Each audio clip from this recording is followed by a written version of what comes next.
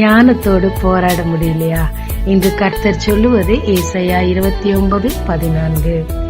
அவர்களுடைய ஞானிகளின் ஞானம் கெட்டு அவர்களுடைய விவேகிகளின் விவேகம் மறைந்து போகும் என்று ஆண்டவர் சொல்லுகிறார். பார்வோரின் சொப்பனத்திற்கு அர்த்தத்தை அந்த நாட்டு ஞானிகளாலும் மந்திரவாதிகளாலும் கூட சொல்ல முடியவில்லை. ஆனால் யோசேப்பு அந்த சொப்பனத்தின் அர்த்தத்தையும் சொன்னார், அதிலிருந்து எப்படி தப்புவிக்கப்படுவது என்பதையும் சொன்னார். அவனுக்குள் விசேஷித்த ஆவி இருக்கிறது என்று ராஜாவும் ஆச்சரியப்பட்டு பொறுப்புகளை அவனிடத்தில் கொடுத்தார். அநேக நேரத்துல உலக ஞானத்தை நம்மால் மேற்கொள்ள முடியலன்னு நாம் நினைக்கலாம். ஆனால் ஞானத்தின் இருப்பிடம் இயேசு கிறிஸ்து நமக்குள் பரிசுத்த ஆவியானவராய் நிறைந்திருக்கும் போது நம் எதிரில் இருக்கும் ஞானத்தை தேவன் கெட்டு போக செய்வார்.